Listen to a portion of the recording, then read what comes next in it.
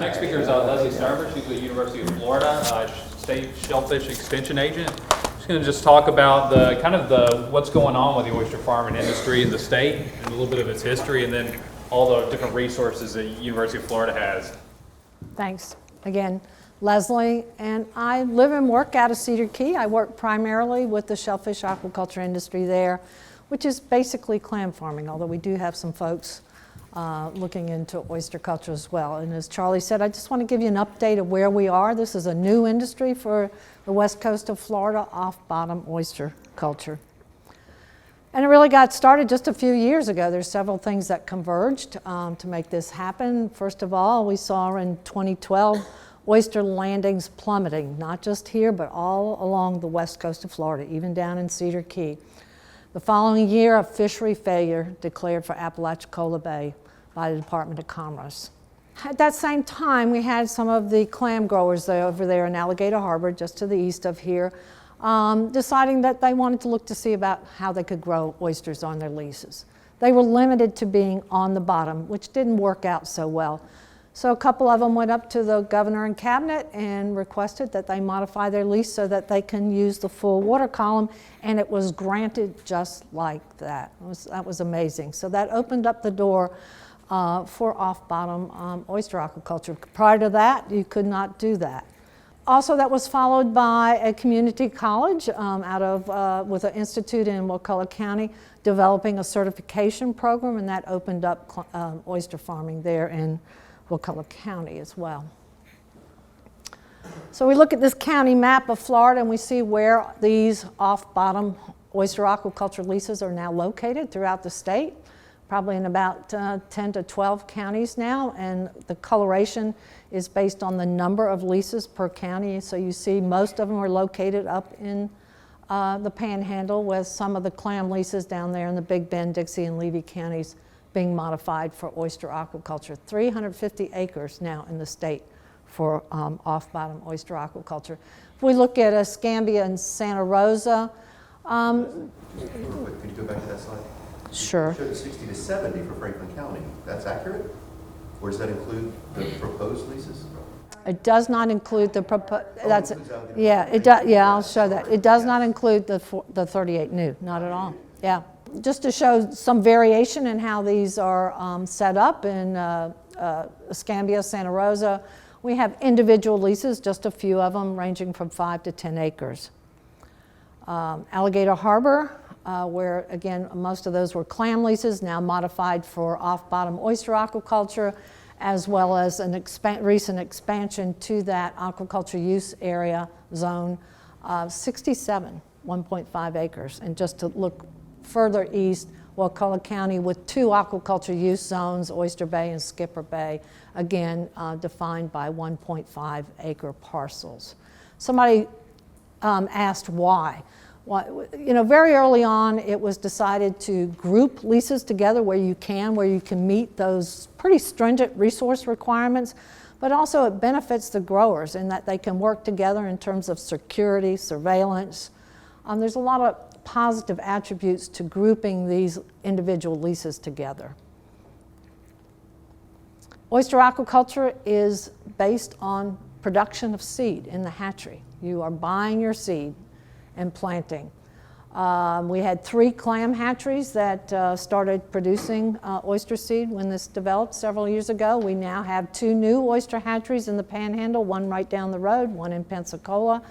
And also you just heard Portia tell you about the various state regs pertaining to importation of seed from other hatcheries in the Gulf of Mexico. Again, you heard Charlie, and you're going to hear more from Bill about the gear types that are being used. There's a variety of gear, from floating cages, floating bags, suspended gear culture.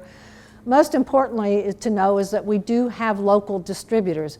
Most of the gear was developed and manufactured in Canada, New Zealand, Australia.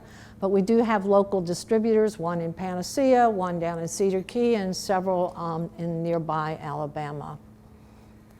Probably the most important, well, there were a lot of important things out of Kim's talk, but one of the most important, especially for folks that are not familiar with harvesting oysters or clams, is that as an oyster grower, you can only sell your product at harvest to a certified shellfish wholesaler or become one. I hate to tell you how many new clam growers we've had in the state that didn't realize that when it's time to harvest and they're going, I can't, what do you mean I can't sell my product? So there are many new shellfish wholesaler dealers coming about as a result of this new industry, focusing on that premier single half shell market. So they want a high price for that, and part of the marketing strategies is branding. And you see almost every farm now has their own brand and their own store detail. That's part of the marketing of these oysters. Just a little bit about where we are in this new industry. Through the Division of Aquaculture, there's about 125 certified oyster growers. I'm not sure they're all growing oysters. Some of them may be clam farmers, but that's the number in the state now that are certified for off-bottom oyster aquaculture. Also, starting in 2016, shellfish wholesalers had to report again to DAX the amount of clams or oysters that they were buying and then selling. It's an aggregated number, but you can look in 2016, about 2.8 million. This is not sacks or bushels, this is million by the piece. Aquaculture oysters are sold as singles and by the oyster itself. So we're going from about 2.8 million produced in 2016, a drop in 2017, and that certainly is due to limited seed availability in that year and in the previous year. Increasing to 3.9 million in 2018, and surprisingly even an increase last year, and that's in spite of a lot of losses occurred due to the Hurricane Michael impacts. So this is a new industry, and there are challenges that come along with a new industry, and just here's a few that I threw up here for you to consider.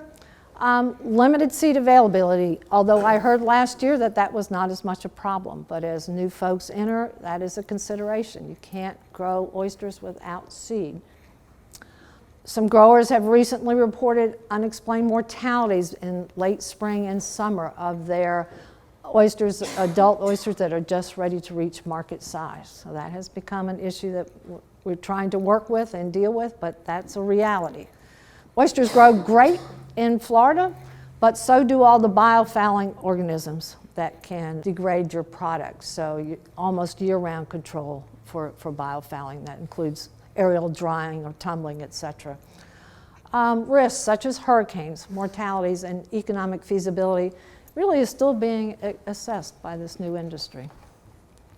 To assist early on, DAX and UF joined together and hosted a series of workshops starting as early as 2013. More recently, last year, a workshop focused on hurricane preparation strategies. We brought in out-of-state experts to come in and talk about this because, again, new industry in Florida, we don't have that expertise. We're developing it. So those are still really pertinent workshops, and we have now repackaged them thanks to DAX, and they are available on your way out. If you have trouble sleeping at night, you can pop one in. No, these are really good. We have handed these out amazingly so for a number of years. So I do encourage you to take one of these packages and take a look at it. There's no way that you're going to get enough information from this 2-hour meeting to decide whether you want to invest your time and your money into this new enterprise. It's expensive. You're going to hear how expensive. The gear's expensive. The only way you're going to learn is sometimes you're going to make mistakes, and that means you're going to kill oysters. So there's a lot of risk here. The learning curve's high, and I don't mean to be scaring you out of it, but this is a reality check. You need to look at as much information that's available to you to understand if this is what you want to invest in. So another source of information is this website that I maintain. We post a lot of information there. I know not everybody has a computer, but you must have a tablet or something. I don't know how this looks on a phone, by the way, but go there. But I do have a bookmark with the URL on here, so when you go back, please, if you have nothing to do, you need to take a look at this. There's a lot of good information here that is now specific to Florida. So this is the home page. You click on oysters, and then you get into this topic page that you can go to a variety of sources of information. So if we go to workshops, I mean, again, the DVDs are here, but also if you go to this page, you're going to get the handouts that were provided at each of those workshops. The gear workshop, we have a whole list of suppliers there and their websites that you can access, etc.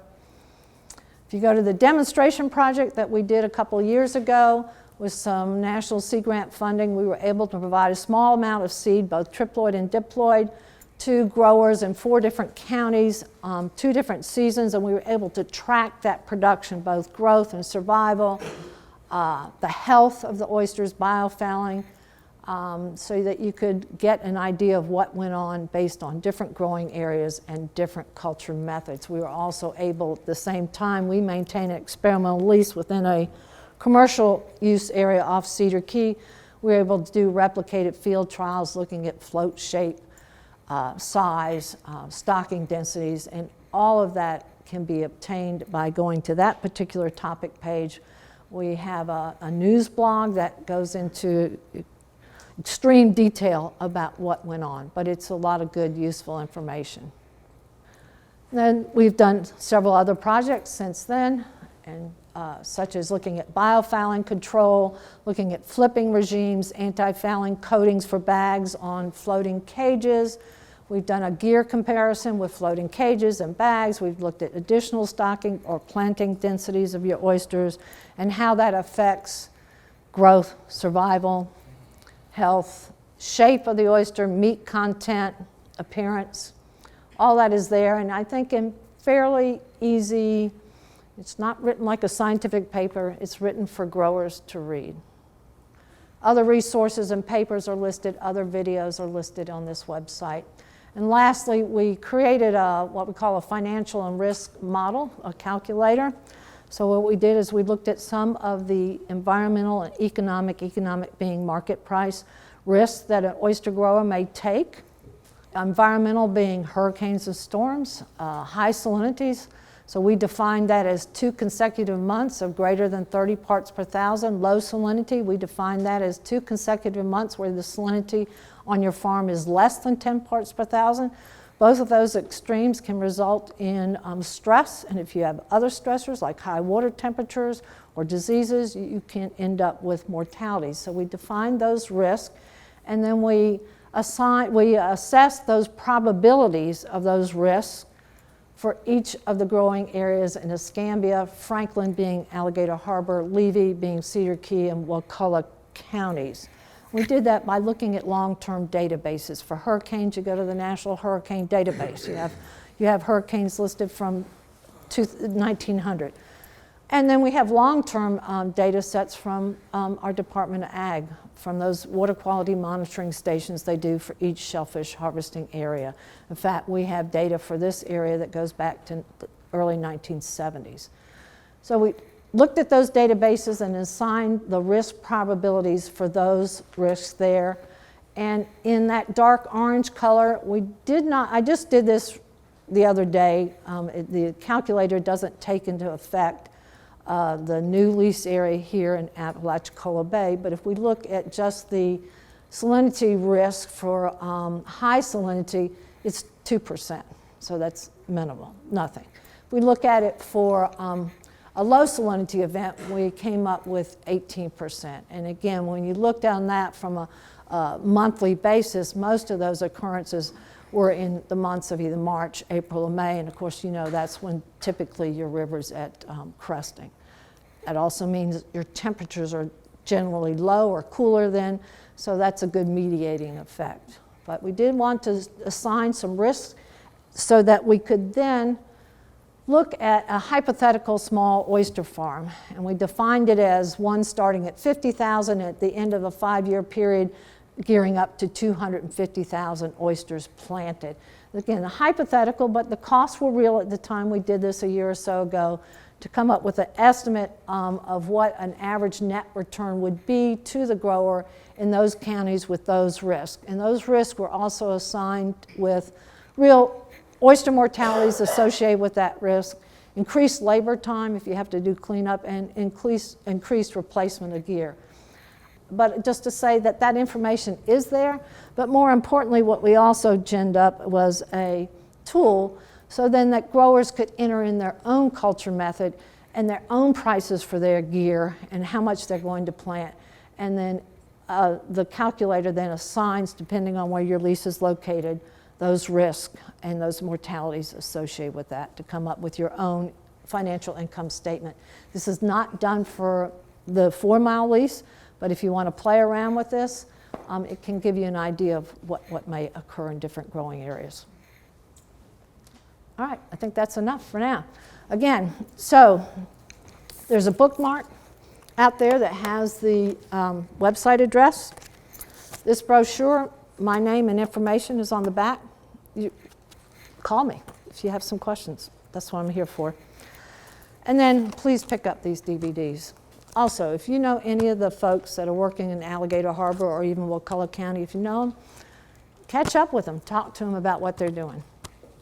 All right. I have a question. Sure. How much is like the seeds usually? How much what? Like the seeds that you buy? So we are going to have somebody come in a minute and give you some numbers, some figures, some dollar signs, so you can get an understanding. Again, this isn't cheap. This is a big investment of your money. Like if you did get this on a lease or whatever, how long do you have before you have to put something on it? I mean, we ain't got 10,000 to start. Well, this is what you need to be aware of. That's what I was telling you about. If you do get it, and you like subcontract it out to somebody with the money, you know what I'm saying, and then use it, or? No, I mean, so if like I mentioned before, if you put the lease in your name, it's your lease for 5 years. You can't sublease it or transfer it to someone else. It's your lease to work. Now, that being said, that doesn't mean that you can't be joint leaseholders with someone else. You don't have to apply as an individual. If you have a partner, you want to go into it with a partner, you can apply as a joint leaseholder with someone else. There are risks associated with that, obviously. Or if you want to put the lease in a company name, you can do that as well. But those are just things to think about. And as far as when you have to plant the lease, typically we like to see them planted in the first year. Most people don't plant the minimum the first year, and that's understandable because you're just getting started. But after, by the second year, we want to see that you're planting at least the minimum. So if the first year you don't plant the minimum, we'll send you a letter letting you know you've got to plant at least the minimum the next year, the second year, or the lease could be canceled. Bottom line, that's going to cost you thousands of dollars to get you started. It is. It's an investment. It's a business. No, there's no funding available. I mean, even, all the guys in Wakulla, they can tell you they've all had to invest their own money and get started on their own. So there is no grant money available to get started, not through the department.